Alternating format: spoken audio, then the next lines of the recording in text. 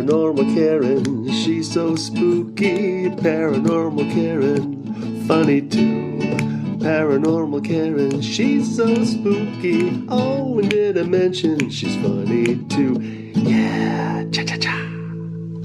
Hey everybody, welcome to Paranormal Karen. Thanks so much for stopping by. Let me get my housework out of the way. If you can give me 5 stars wherever you can, wherever you listen, or some sort of a rating, that would really help me out. You guys are so great about that. Also, it's June. I believe this is coming out while I'm in Nebraska, so come next week to see me at Zany's in Chicago on Monday and Tuesday, and then St. Charles Wednesday through Saturday. And July, come see me in Reno the 16th through the 22nd. And lastly, come to the Tahoe Biltmore Paracon in September. Come see me there. Today, I'm going to jump right in because you know that's how I do things. My guest probably has had the most mentions on the show when he wasn't here because I am always referencing. I heard that from Big Brain Dave. So he has a nickname. Dave Harvey, thanks for coming on the show. Thank you so much, and I'm so happy that I'm mentioned when I'm never there. I know. So, you have a nickname, and I'm always like, or I'll go. I have to ask Big Brain Dave about it. But you are held in highest esteem here on Paranormal Karen, and like I said, I don't give just anyone a nickname. And before we get started, because we're going to hit the topic of curses, and then if we have time, we're going to talk about voodoo. So we're going to get into some real interesting stuff. And I already know some of Dave's cases that I just find fascinating. So Dave, before we even start, tell the folks where you'd like them to find you and where your classes are. Are your classes still going on? Well, I teach online classes mostly to museum and conservation professionals. I have got one on paranormal investigations and programs in museums and historic sites. So that one I teach about 3 times a year. Basically, you can find all my paranormal stuff at idigdeadpeople@gmail.com. Okay, so they can send you an email there? Yeah, there's they can send me an email there.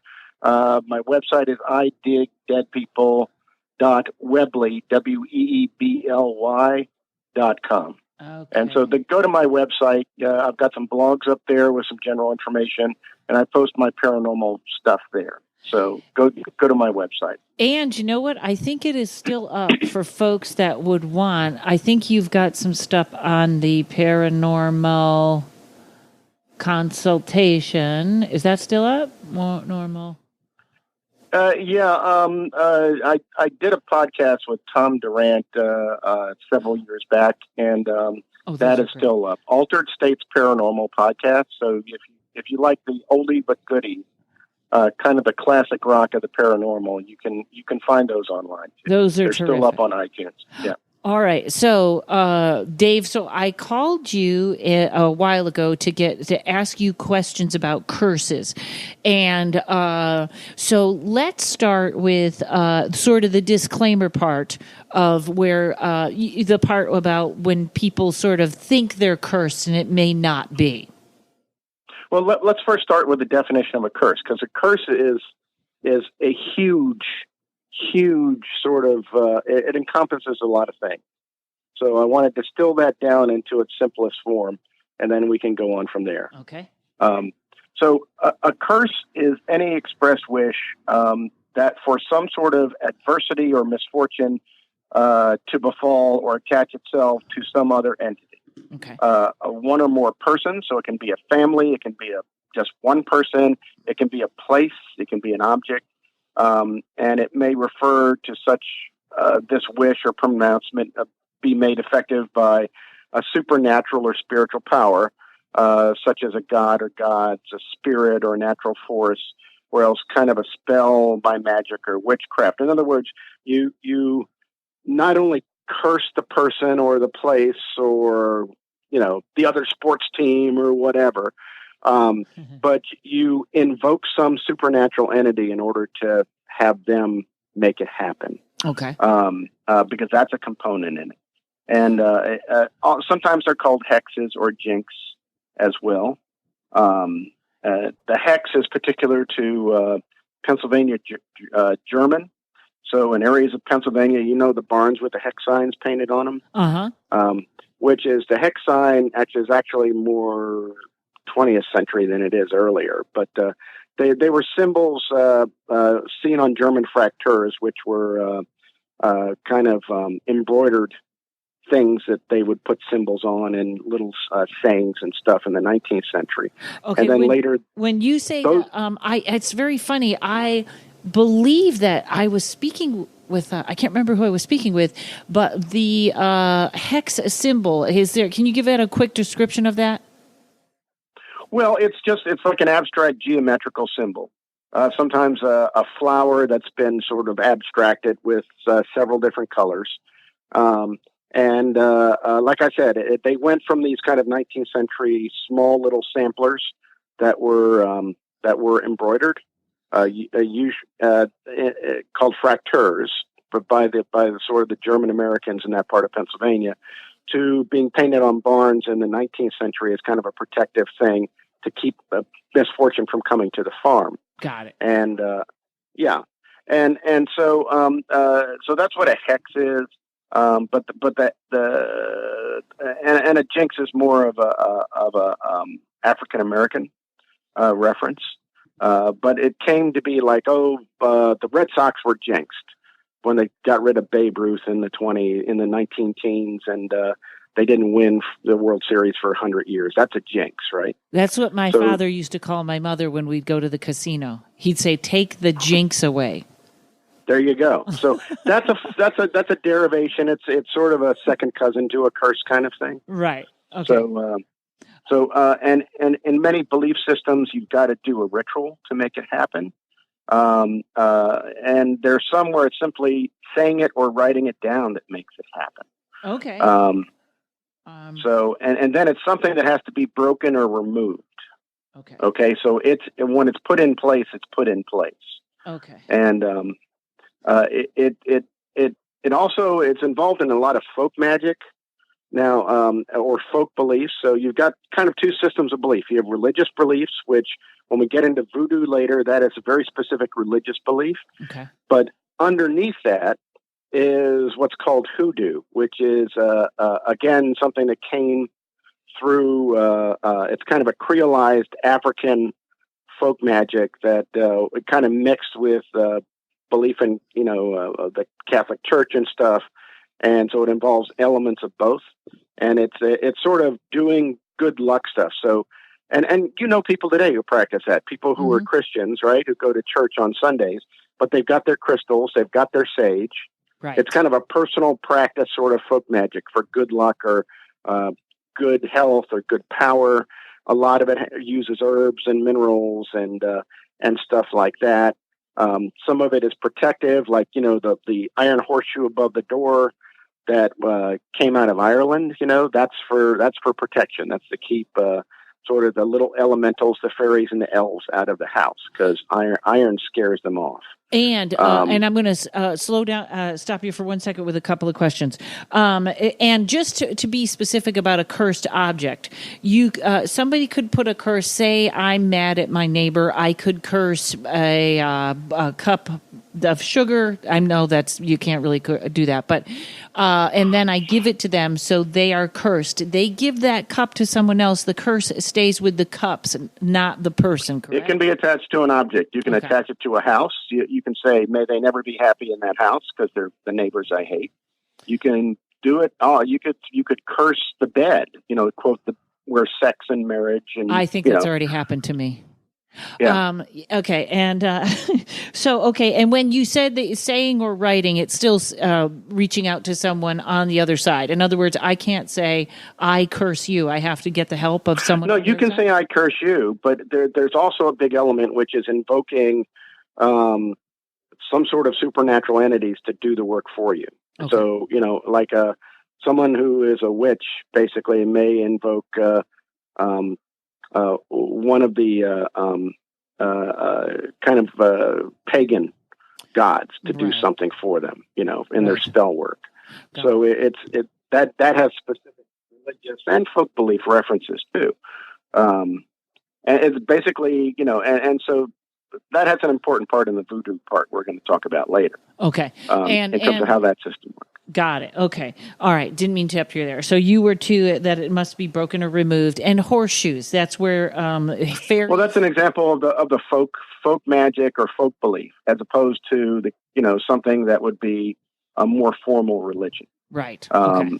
And that involves superstitions, right? Good luck. Don't walk under the ladder. Don't break the mirror. Put salt over your left shoulder. It's all that kind of stuff in daily life, which is to ensure success or to protect you from the bad things, right? Okay, got it. Right. Perfect. And then in the Middle East and Mediterranean, the big one is the evil eye, which is supposedly a result of envy, but it also, people feel they're cursed. So there's a little protective totem that people wear, which is a circular glass protection eye. It's a circle of white with a black dot in the middle, and you see a lot of those. I have one. Somebody gave me one of those, and they are, and that is to protect you from it if someone gives it to you, right? Well, yeah, that's to protect you. Because a lot of it was thought that it's a stare, that is, and it could have come from people who were cross-eyed or people who had a wandering eye, or there are people who have medical reasons for having eyes that look really weird, right, and kind of creepy, and so they feel if someone stared at you like that was putting a curse on you. And so this is basically a protective to, even if somebody did that, it wouldn't attach itself to you. Okay, got it. Okay. And that's an interesting, even the evil eye is an interesting thing, because you hear that still referred to this day. And I find that interesting that it started out that way. And even in Christopher Penczak's book, where he talks about the book I love, Witch's Shield, which is really a great book everybody should read. He talks about how his grandmother had a way to break the evil eye or something. So that has stood the test of time, that phrase right there. Well, yeah, and if you feel you need more protection, like you have a curse that you're living with, then you might go to a gypsy or somebody who is fluent about the evil eye to... they may have potions, they may do rituals in order to break that curse. Right. Okay. And this brings us to two major parts about curses. One is the person who does the cursing, right? Uh-huh. And the other is the person who believes they're cursed. So it takes those two to actually have a curse in effect. Although there are other categories, such as objects, like the Hope Diamond is one of the most famous ones. That this huge diamond that everybody who's owned it has come to some bad end. There've been deaths or and whatever. So that's one example of an object that in itself intrinsically seems to have cursed the people who possessed it, who owned it. Okay, now I have a weird question history. That might sound stupid, but so right now that's in a museum, correct? Yeah, Smithsonian. Okay, so is the Smithsonian having any trouble, or the people that handle it, or anything like that, or it doesn't quite work like that? Well, not that I know of. I haven't seen anybody. It seems to have been the historic area owners before it was, given to the Smithsonian. Seem to have had all the trouble. Okay, so it doesn't sort of spread like that. Well, who knows? Right. Like I said, it's supposedly cursed. If the Smithsonian building does not believe it's cursed, maybe it's shielded from it. I know that's obnoxious, but... Maybe it's behind glass and nobody's handling it. So there isn't, okay. Right? So I saw it as a kid, and I still, I'm still fine, however many years later. So, yes. Okay. The other famous one are cursed mummies. That's a popular one. Egyptian tombs and cursed mummies. And there were seals put on tombs, which basically said, don't violate the tomb, don't doing that.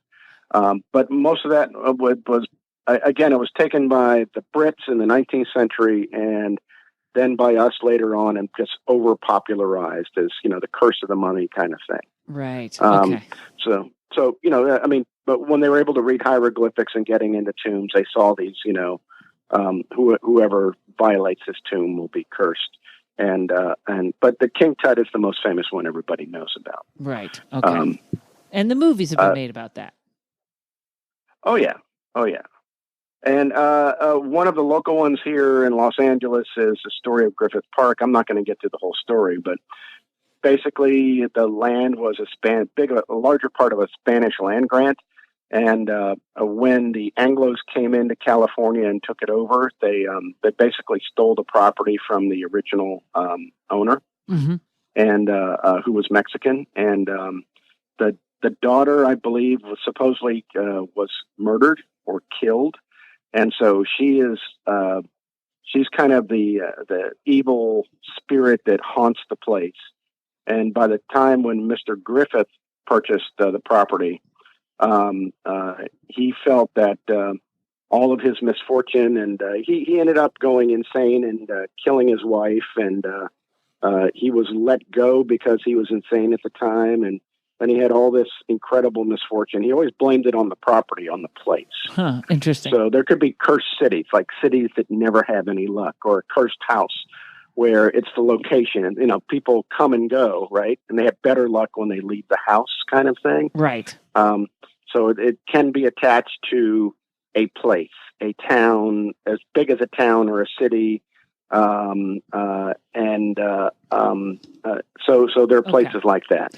Got it. Okay, perfect. All right, and it has to be broken. All right. So that's basically a thumbnail of what curses are. Now, an interesting thing,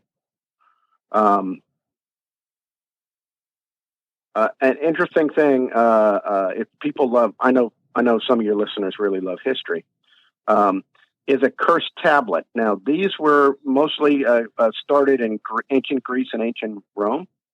And these were tablets where people asked the gods, the place, spirits of the local spirits of the place, or those who had died, to perform an action on a person or object.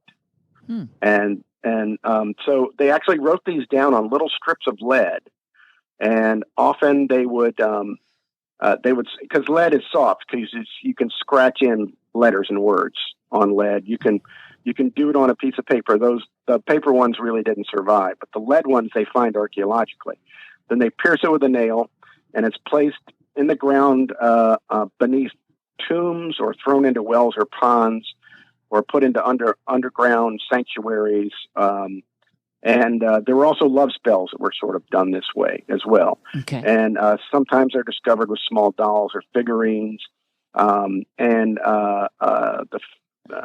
figurines, this is, we'll get more into this when we talk about voodoo dolls, but there's a long tradition in Europe about puppets or figurines that are used to, target a specific person. So it's the form of the person in ceramic or in rags, Okay. right. So that's how far back that goes. So these were done for love, but they were also done for curses, if somebody really pissed you off. And so it gives us it's a really rich sort of resource when someone says,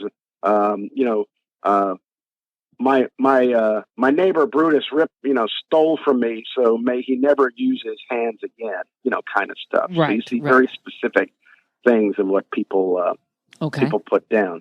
But it's basically writing it down and recording it, and that's sort of people themselves doing it. Okay. And often that they invoke like the god of the underworld, or one of the other, or a mention of a dead person, that they're going to get their spirit to affect the ill will on that person. Okay. All right. Okay, so that's what a curse is, and it has to be broken. It doesn't wear off. And we got the history with it. So a lot of people do call me with this question about being cursed. Well, again, it's a matter of patterns. Often people, because I get these phone calls too, and emails from folks who say, in the past 2 years, nothing ever has gone right. I've been sick, and my family was sick, and then my dog died, we lost all this money, and my car keeps getting flat tires. Now, I know you had a car like that, but you changed your tires, and I think that solved it. Mm-hmm. Well, I didn't think that was necessarily a curse, but I do believe. But you see how somebody could see that. Yeah, like I do believe things can have bad mojo. I had a friend that I thought her car just had bad mojo, and it was like not only was it problem after problem, but it like ended in getting totaled in an accident that she was in. And I was like, you know what, that car was not good from the start. So I do believe in sort of mojo. So there are all kinds of patterns like that where somebody thinks that they're cursed. Yes. Now, the thing is, we don't know on the other side whether somebody has actually invoked some ill will towards them. Right. Done a spell or something, right? Okay. Now, if you really want to get somebody, you find a way of letting them know. You leave them a sign that they're cursed. It's like leaving the voodoo doll at their door step, right? Uh-huh. So, because that invokes the terror, because they know somebody's doing something supernatural to to mess you up. You can swear on my podcast. Oh, fuck you up. Yes. So, so that's another aspect, that whether the person doing it really lets the other person know or not. Right. Okay. And the other part of it can run in families. So I've run into several paranormal cases, and I always get a history from people. And when somebody says, well, my mother had the same thing happen. And I said, yeah. Then they explain, and it's the exact same type of phenomenon that happened to the mother even before they were born. And then when I say anybody else in the family, and they go, well, yeah, my grandmother. And then they say, and you talk to somebody for 2 hours getting this history, and you call back another day to get more. And they go, oh, yeah, well, I just remembered that evidently great grandpa, played a card game in a tavern one night back in the 1800s. And there was a guy who had hooves for feet. Right. And he won the game, and that set the curse. You know what I mean? Mm-hmm. So there can be a pattern that travels beyond generations in families, too. Right. Which I've run into. And this is just a side note. I did have someone that kept calling me, and she insisted that there was something buried in her backyard and that it was cursed and there was something going on in her house. And she kept asking me if I would come and dig it up, which I really don't dig up things, just as a matter of rule in life. It doesn't necessarily have to do with the curse. I'm not interested in digging anything up at your house. But I seriously, after about the fourth call, all I said was, why don't you move? And she was like, oh. And I never heard from her again.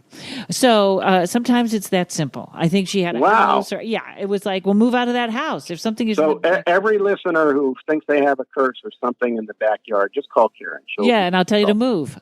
But it was funny because she thought it was affecting her, and she was sure that somebody didn't put it on. It was something buried in the backyard. And after, phone call after, I actually gave her the phone number of somebody to talk to that does that kind of thing, that takes care of it. She didn't call. And at that point I was like, okay, I gave you an answer twice and you didn't do it. So basically I was like, you should move. And she moved, and that's the end of the story. So, if there was a curse on that place or something in the backyard, that's the easy answer.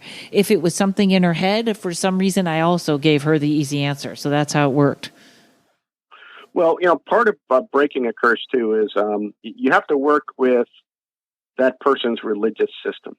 So, for instance, we had a case where somebody seemed to have been cursed through Santeria, which is it's kind of an offshoot of Catholicism. Of Catholicism and voodoo. It's kind of a mix of that. And,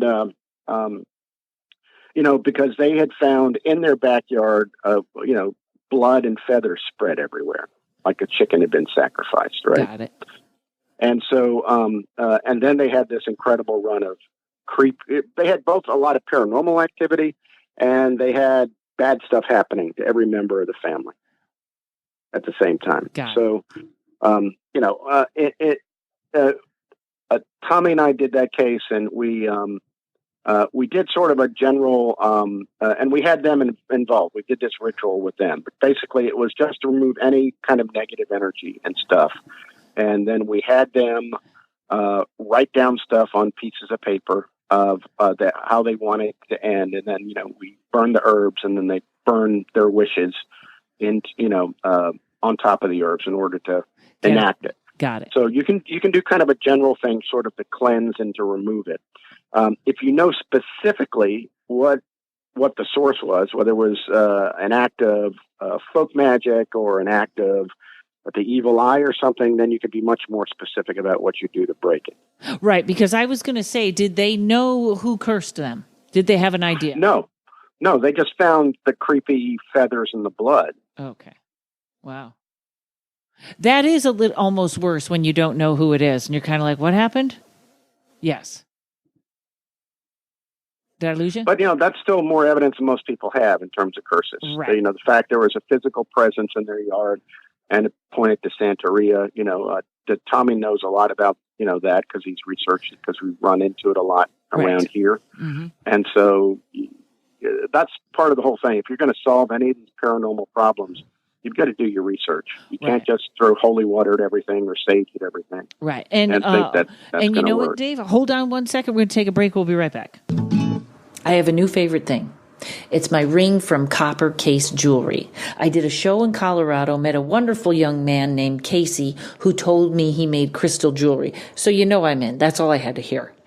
He makes raw crystal jewelry using copper electroformulist techniques. Do I know what that means? No. I don't even know if I'm pronouncing those words correctly. All I know is I love the final product. It has become my favorite ring. And I know you're thinking, crystal ring, that sounds kind of clunky and sharp. Is it going to be heavy or is it going to get caught on my sleeve every time I put my coat on? Absolutely not. It is the most delicate, perfect size ring. I even wear it through yoga, and it's uncomfortable to wear jewelry in yoga. Not this. You got to check out Casey's pieces. Go to @29 Copper Case on Instagram, and you can see all his new work. You can also email him if you want something special at 29coppercase@gmail.com. Check it out. I know you're going to love it. We're back to curses. Okay, so you worked on the case with Santeria, and that did the trick. Did it? Well, it's the thing is, people have to kind of follow up, and I think in particular one of their sons was heavily involved in the paranormal and stuff, and he was sort of playing with dark things, and he didn't stop that. So okay, so it continued. Well, I'm sure we solved part of it, but the thing is, not the thing is, like layers of an onion. Not everything is coming from the same source in the house. So it was a mixture of different things happening, causing the paranormal stuff. Some human spirits, and then some elemental sort of. So it was a little perfect storm. Right. And then there's the curse overlying this part. So, we basically heard that this young guy was still having a lot of problems, and that probably his parents had less problems after that. Okay. So that was part of the mix. It's like, well, if you're pursuing sort of dark stuff, you're gonna carry that. You have what you pursue, in other words. So, right. You can only go so far. It's you can't, if you found the pot of gold and every day is going to be sunshine after that. Well, no, not if you're continuing the behaviors that add it to this, right? Right. So. And people have to know it's not, I think everybody sees it in the movie. One person comes in and goes whoosh, and then it's all gone, and that's not how it works. No, and like I said, you can have, ghosts in the house or presences in the house, and you can have other things going on. At the same time, you've got a curse that somebody put on you or put on the house, right? And you can have this whole mixture of stuff going on. It's a matter of looking at what's happening and trying to sort out what's what, because just one thing is not going to cure everything in the house. Okay. So what are some other cases that you have that where you actually did believe they were cursed? Well, like I said, we've had a number that seems to be kind of a family history of stuff going on, where it goes back, and so that seemed to be kind of a consistent sort of pattern when those things came up. Okay, and what were some other? Have any other cases you can talk about? I think we're kind of done with the curse part of it. So let's move on into the voodoo. Okay, great. So voodoo now, people always. I want to go ahead and give it a start with what, because I think everybody kind of knows a little bit about voodoo, but probably not the real voodoo. It's probably what they see in movies and stuff.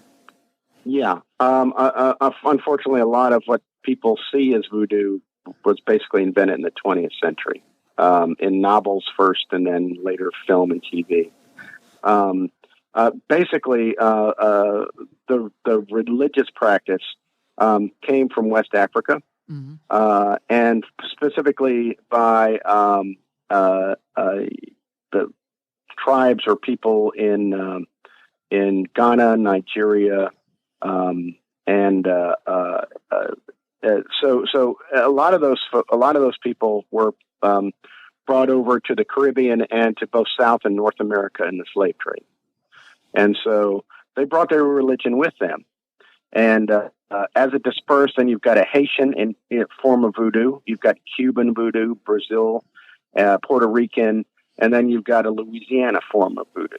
So each of those things, like Creole, they mixed with some Catholic beliefs, right? And they mixed with some other beliefs, and they sort of, over time, became their own distinct forms. But generally, voodoo centers around the world of spirits and other elements of the divine essence that governs the earth. And it's in a hierarchy. In other words, there are top sort of deities and they're lower. And so the major deities in the West African voodoo are the governing forces of nature and human society. And the lower end, it's the spirits of individual trees and rocks. And you see this in pagan religions too, where there are sacred springs, right? This spring, a mile from my farm is the sacred spring where that spirit, takes care of this area, kind of thing. Okay. That's what a local god is, or a nymph, or whatever. And so again, it's voodoo has been compared with Catholicism, and basically we're going to kind of go into the Haitian principle. I will say in West Africa, the creator was actually a woman, a female. Okay. So their top god was actually a female who wanted the best for everybody, but was pretty well removed. And then there were other deities that did more of the work. And an important figure in this is Legba, which is represented by a phallus or a man with a phallus in these beliefs. And he's sort of the chief of all the divinities. He's the gatekeeper. So before a ritual starts, he has to be invoked, and to close a ritual, he is invoked. He's the gatekeeper between the spirit world and human world. So in other words, if you're a medium in West Africa, where you're communicating with dead people, you're actually using this figure of Legba, and he was known as a figure of an old man that, had to walk with a stick kind of thing. Okay. He's the one you would invoke before you were allowed to speak to dead spirits. So he's the one, he was not but he's not a god. And so when you get to Haiti and then later the Louisiana version, they're called the Loa, L-O-A. And so when you hear about Loa, they're not gods. A lot of people mistake them as gods. They're not. They're referred to as the mysteries or the invisibles. I think I like the word invisibles. So they are basically given the jobs of doing transactions between people and the divinities. So they're these sort of spirits that move back and forth. Okay. And a lot of the basis of this is you have to actively invoke the spirit. In other words, you have to call, let's say in Haiti, Papa Legbe, to start the open the gate, open the door. And then in the Haitian version of voodoo, the one of these other Loa, one of the other aspects that you're invoking possesses a person. It's called mounting the horse. And so a person, and there's sort of a female priest overseeing the whole thing, this ritual, when it happens. so you can actually see film clips of this from Haiti. It's kind of remarkable, but people go into trances and they become this other Loa, and there are 100 of them. So it can be one that brings good fortune or brings good health or whatever. But through sort of the interaction, how this person dances or walks or moves, everybody understands that this invisible has become manifest inside this person.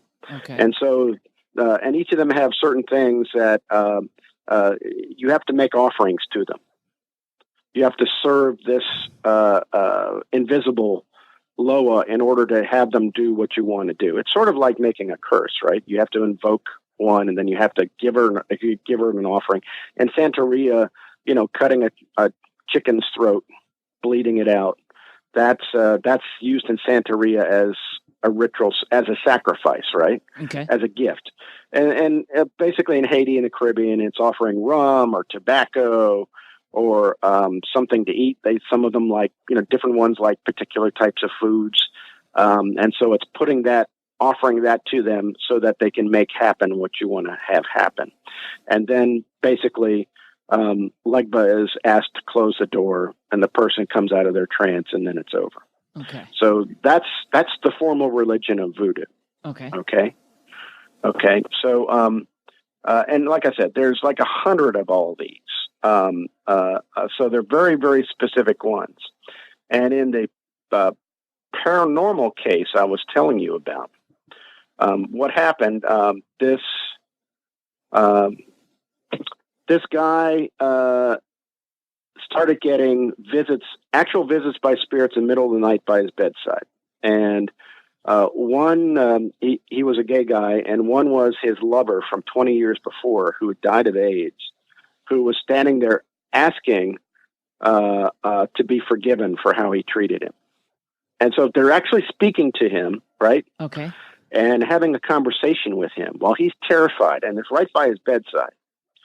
And then he called us after the second happening, which was it was an older couple, a man and a woman, who are both spirits. They're by the side of his bed, and they're obviously Jewish.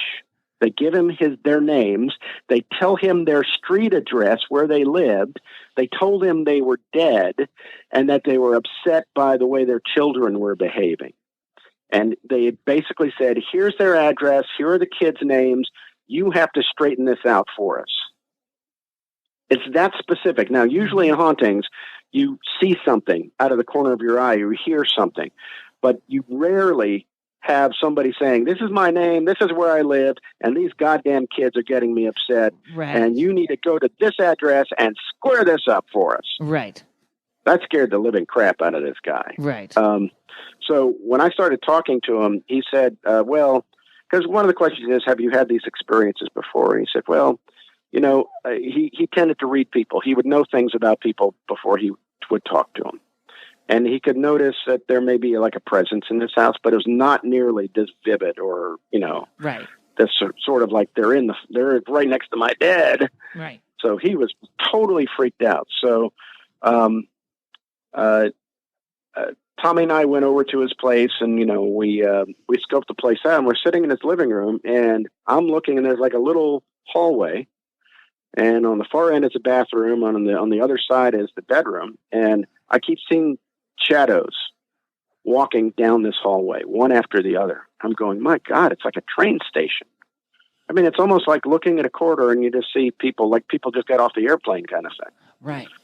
And I'm just watching that going, so there's something here.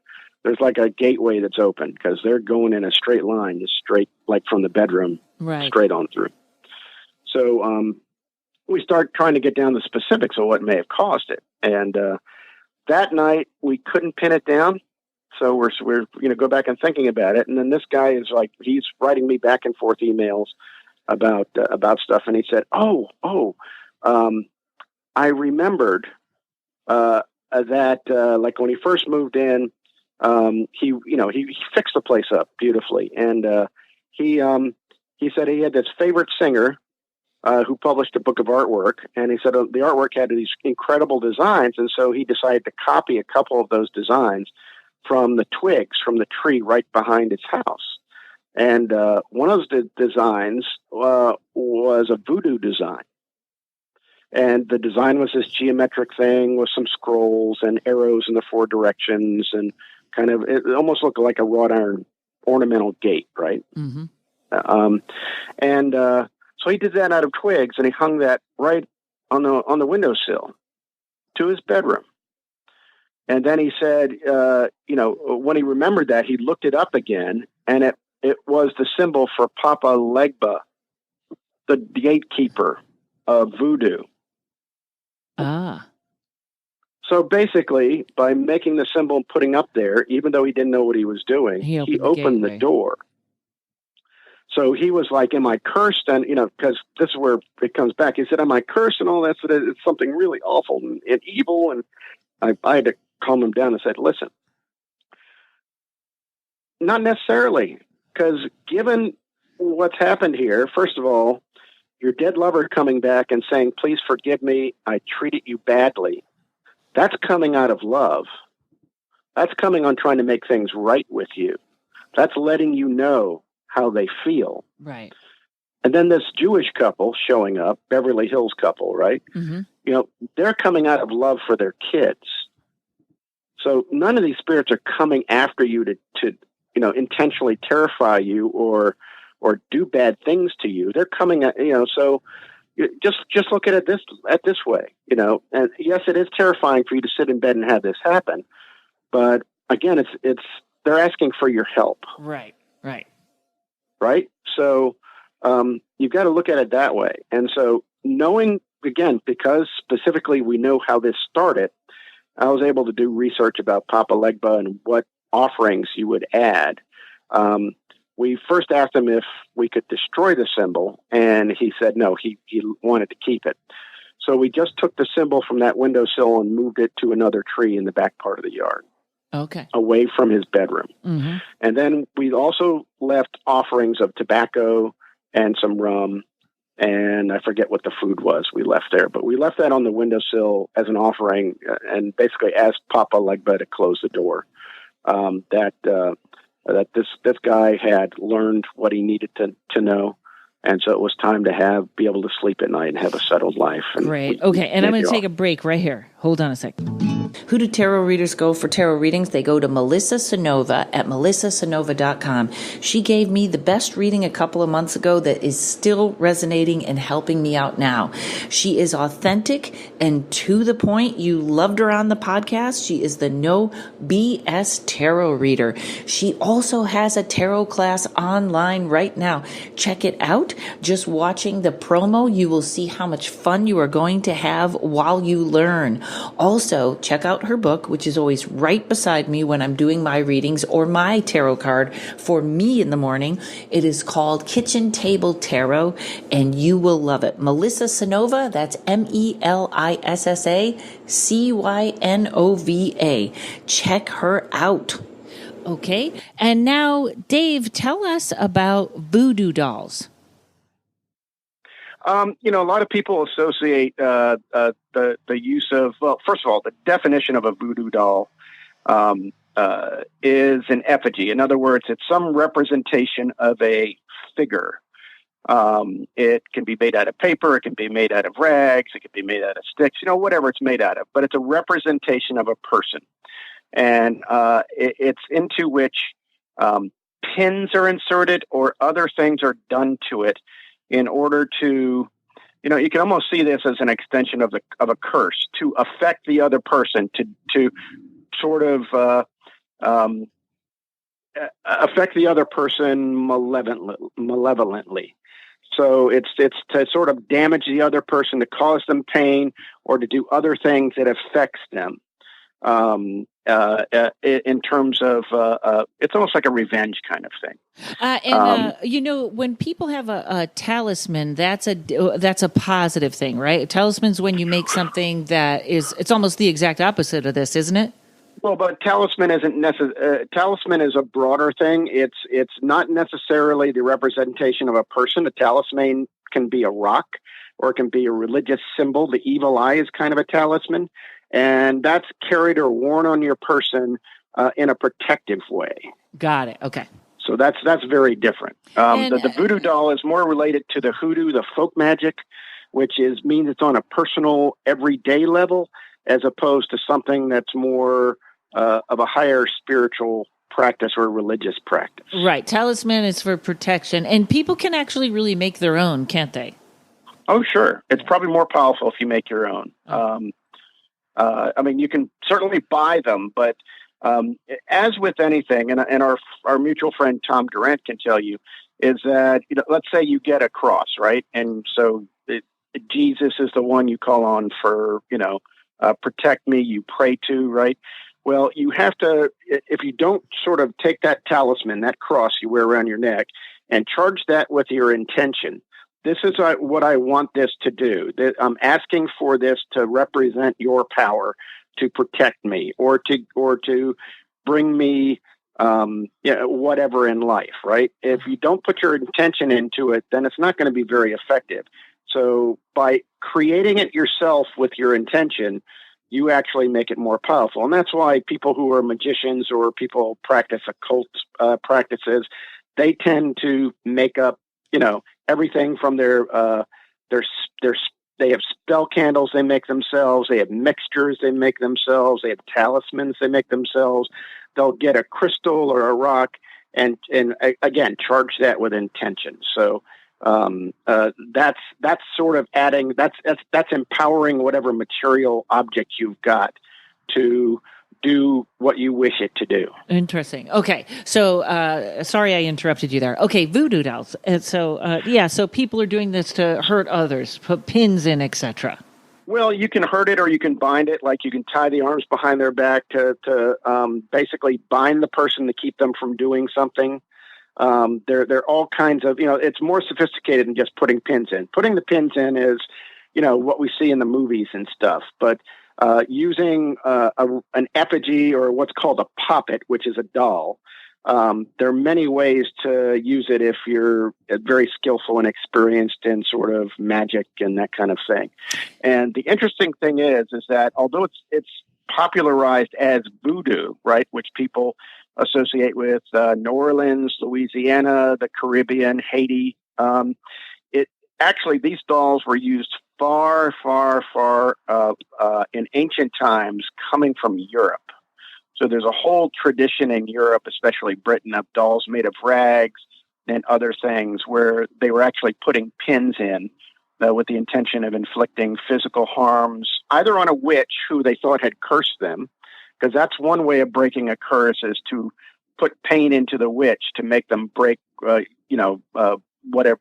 Mentally break to stop the curse. Right. But that goes way back in Europe before, it's even sort of documented in Haiti or the Caribbean. It really was strongly established. The whole link with voodoo is 20th century. So that's something that came up in books first. And then where somebody said that in the 1930s, there was a book, The Arabian Nights Adventures of a Marine Captain in Haiti. And he described a Haitian prisoner sticking pins into an effigy to induce illness. And then, of course, a film started picking up right after there. I think the first one was White Zombie, and then there are more.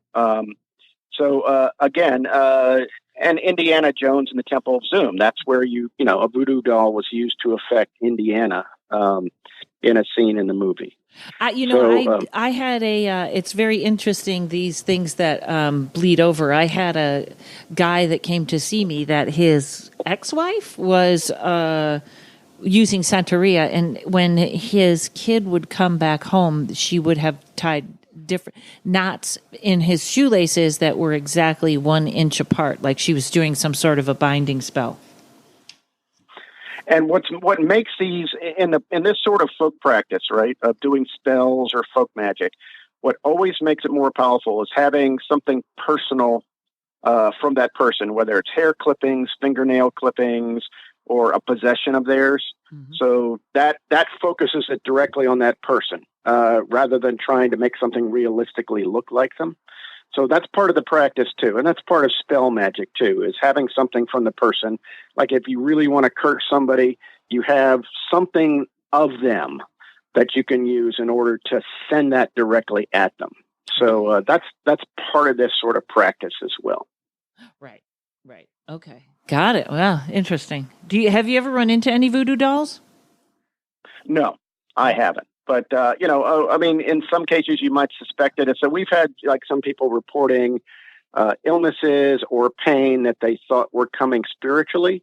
And so, you always have that in the back of your mind. Is somebody like working a mojo magic on somebody by doing this? Especially in cases where there's sort of a hint of Santeria taking place or, something related to that. But no, I haven't run directly into something where where we found the doll with pins in it or whatever. And just by the way, there's an awful lot of Santeria practiced in LA. Oh, I know. It seems like it's everywhere. And then I kind of even have some neighbors that in the backyard, they had a little altar and all kinds. And I could tell it's very interesting. It's right there. You think it's not, it's right there in front of you. Yeah. Yeah. And so, that's again, that's sort of another derivation of this where, you make it very personal by using the figure of a person or using something that represents a person as opposed to doing something general, more general in terms of like mixing up a potion or using candles, and this way, like if you want somebody to be blinded, right, to you, let's say it's a rival in business or love, you can basically put pins in the eyes or wrap a cloth around the eyes of the doll. And so that way they're not going to see you or notice you. So there are all kinds of ways of using it. Interesting. Awesome. Okay. They used to sell, I guess they were kind of a hokey thing though. They used to sell little keychains that were voodoo dolls, but yeah. But okay. Yeah. And if you go to New Orleans, you can buy them in the shops down there. I mean, it's a very popular, they're all kinds of, you can buy this stuff if you're seeking it. I do not recommend anybody practice this. I do not recommend anybody do any sort of conjuring or intentions or spells for causing ill or bad things towards others because, number one, it's not a good thing to do because it pushes you to the dark side. And the other thing is that if that spell is broken, if your intention goes out there and it basically does not connect with the other person, inevitably it's going to come back on you in some way. So you're basically going to hurt yourself at some point if you think you're going to, you're not going to profit too much by it. There's always a price to pay for, trying to cause somebody else pain. So, yeah. And this one, for some reason, maybe it's the movies and stuff. It seems particularly creepy to me because I don't like dolls to begin with. I only have one doll that I like, which actually is a witch doll that everybody else hates, but I had it when I was a little kid. But dolls in general, they have a creepy feel anyways. I'm not afraid of dolls. I'm not Zach Bagan or whatever was going on that show. But I just don't find it's almost like any kind of doll or just the mimicking of a human to me is kind of creepy. And I know this is off a whole different thing, but the movie Annabelle, that was the case with the Warrens? Yeah. That was a Raggedy Andy. Does anybody know where that started? Did someone use it as a voodoo doll, or was it just it just happened? Well, again, I wouldn't. Again, people have been using effigies or puppets or dolls for literally thousands of years, and so it's not surprising somebody would take a modern doll and with their intention, or maybe something got attached to it, and it basically became demonic or evil. You have to look into particulars whether someone was actually using that to cause harm or whether something got attached to it. Because often with objects like dolls, things tend to attach to dolls rather than somebody deliberately using the dolls that way. Wow. Probably because Because if you look at it from, let's say, a negative entity or a demon's point of view, attaching to a doll attaches you to the child, which is the weak link in getting to a parent to cause all kinds of consternation and fear in the family. If you want to create fear in a family, you go after the kids. Yeah, and if you want to create fear in my house, you go after the dog, because those are all my nightmares, is that something happened to the dog. Oh, my God. No wonder Courage bites. You know what I'm talking about. You had a dog. You know that's your weak spot. Yes. Right.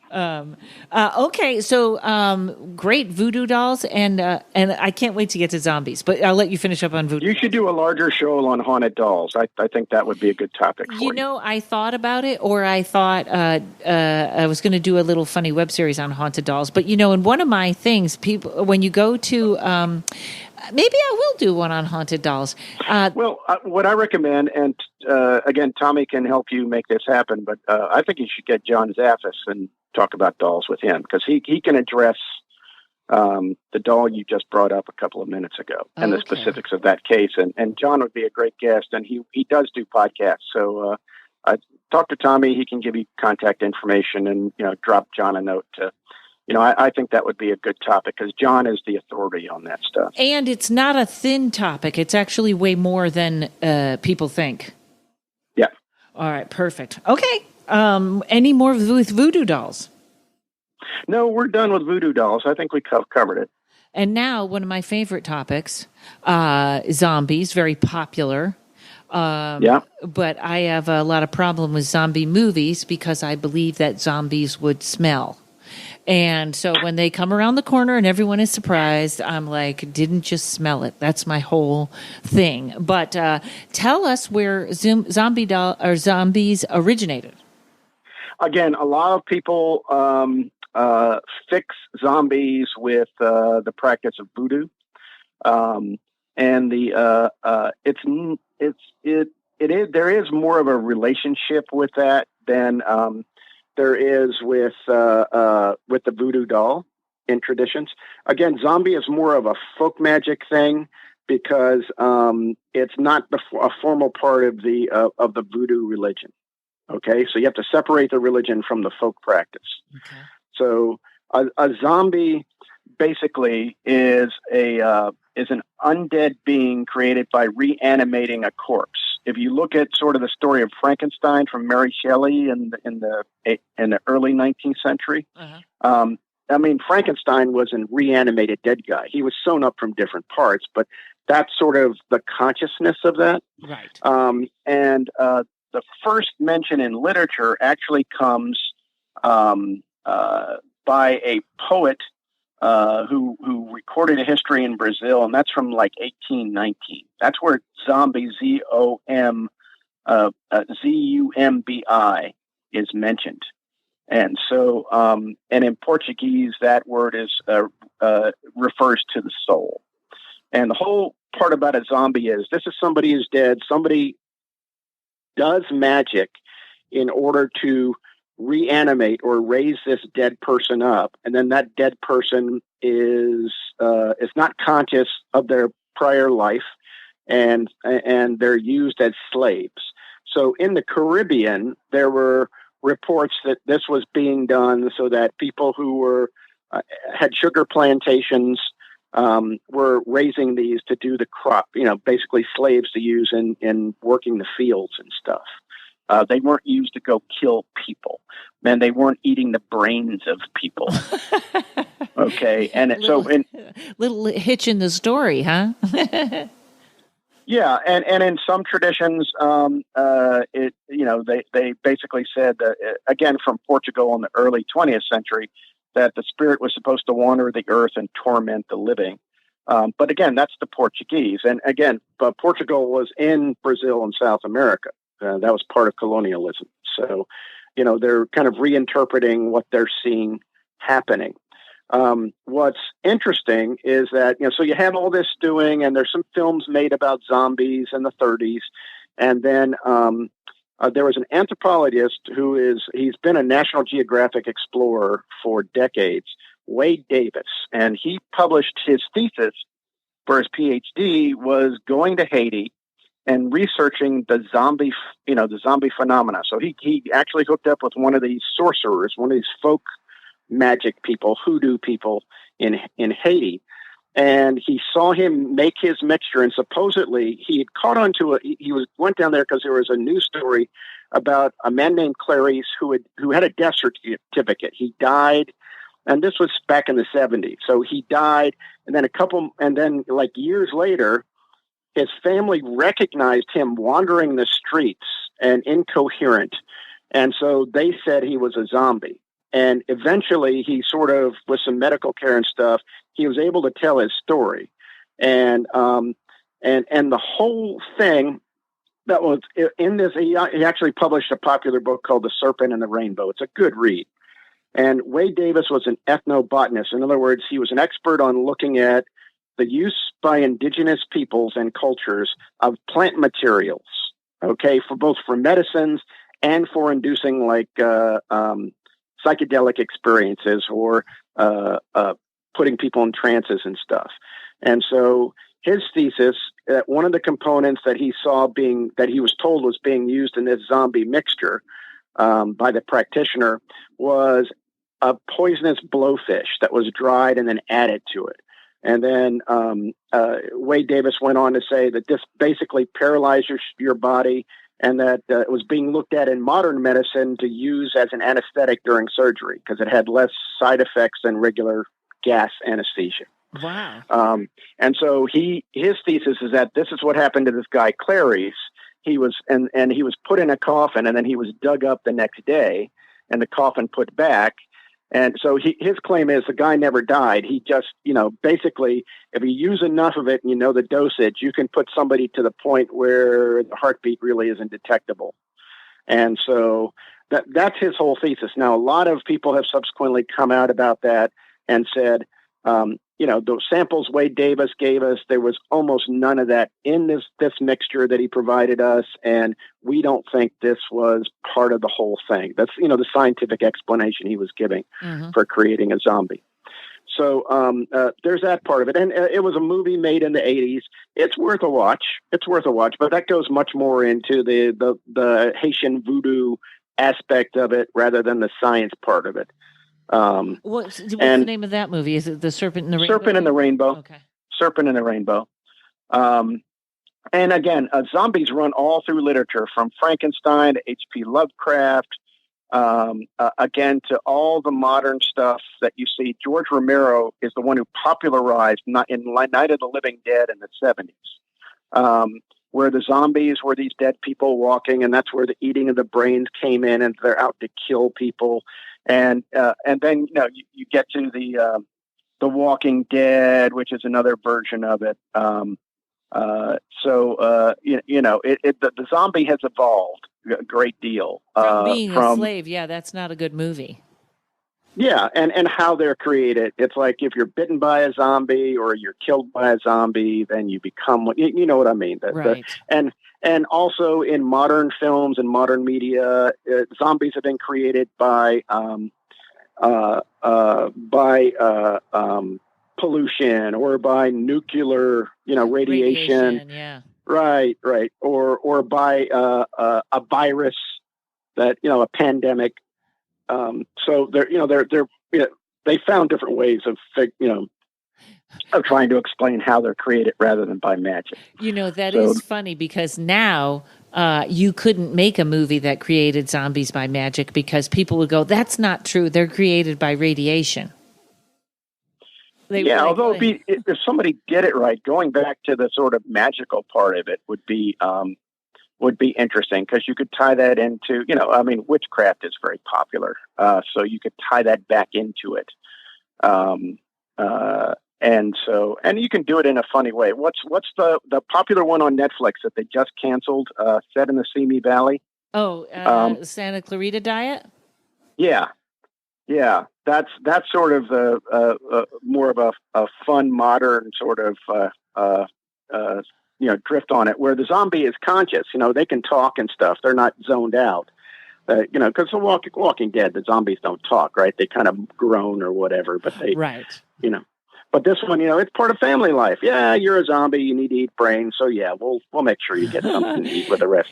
Yeah, the other one was Shaun of the Dead. That was very good. That was. Oh, I love that film. Yeah. But that was more about the people running from the zombies. Like the zombies were these sort of, people just walking and groaning and trying to, eat your brains. Yeah, never a big part. I actually did know someone that was covered in oatmeal and was in the original George Romero film. But, it's an interesting take on the zombie figure if they are more like vampires. In other words, they have this sort of supernatural thing, a sinister, dangerous supernatural thing, but they actually have a consciousness, right, as opposed to zombies being this mindless thing that go. Right, that has that has one instinct, which is to eat that no matter what, no problem solving capabilities.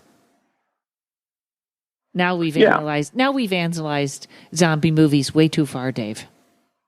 So again, zombies are more part of folklore than religion or practices.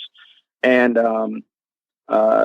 again, when you look at it, where it is sort of culturally documented in Haitian folklore, the tradition is that the zombie is an astral, the part of the human soul that can travel. Your astral self. This is interesting to people who have the belief in that you've got this self that travels in dream or trances, right? That is what is separated and sealed inside a special bottle by the sorcerer or the bokur, and is sold to the client. So basically, you're holding this person's soul or astral self in a bottle, and the body is yours to command. So that's basically the root of the folklore of something we can ascribe to a cultural practice. You know what? I have a paranormal potpourri coming up, which is one of the ones that I do myself, and I think I'll read into this Rainbow Serpent in the Rainbow. So hold on to your zombies, folks. I think I'll do that in another one. And actually, since Courage is getting older, your dog's getting older, I think you might consider making Courage a zombie so you can basically pull him out of the bottle anytime you need him. So, man. He, it's funny. The first time he spoke with the animal communicator, she said, I never had a dog say this before. And he said to her, tell her I'll come when we're all done. I'll come back again if she wants. And I was like, yeah, all right. So, because, a new zombie take might be an army of zombie animals. A little zombie, little tiny zombie dog. The tiny dogs, the vicious little fuckers. I said that word. No. Oh, you can swear on this. I think that would be funny though. Everybody, all of a sudden, they all turn, and you could see everybody on the airplane and with their little dogs in bags, and the little dogs turn into zombies. Well, thanks, Dave. This was fantastic. Where can everybody find you? Basically, I have a website for paranormal stuff, www.idigdeadpeople.weebly.com. And so I have some blogs up on there, and whenever, I'm doing my online course, I post it there, or giving a lecture on the paranormal. I consult on cases. I don't go investigate cases much anymore. I will if it's nearby, but I mostly will consult on cases to help teams or to help people with serious paranormal activity. And I am going to accent that because I want to say this. Dave is unbelievably accessible and just so much experience. And as you can tell, as you listen to him, because a lot of times people will email me, and if it's basic stuff, I'm good. Sometimes if it gets a little hairy, I send it to Dave. But he's a great guy to, especially if you are a paranormal investigator and you're a little thrown off by something. And as Karen, as we've talked, over the past few years, I'm happy to teach workshops or classes to people in, focused areas of paranormal investigation. And, so if people are interested in getting that together, either in person or online, let me know, and we can do that. And obviously, we're in June, July, August. We're in the summer. And, but you know what? He gives great lectures. Book them for Halloween. Everyone will be scared. Yeah, make me a Halloweenie. Don't make me a zombie, but make me a Halloweenie. There you go. All right, thanks again, Dave. It's I Dig Dead People at Weebly.com. No, idigdeadpeople.weebly.com. Weebly.com. Yeah. Okay, extra dot. Don't forget the extra dot. Thanks for listening, everybody. If you could leave me a 5-star review, that would be great. Thanks for listening. Give Karen 7 stars, please. 7 stars, yes. I appreciate it. It really does help the show get out there. You can go to karenrontowski.com or paranormalkaren.com, book a tarot reading, or join the Facebook card of the day, follow my little jokes on Twitter, and Paranormal Karen web series. Thanks, everybody. We'll see you next week.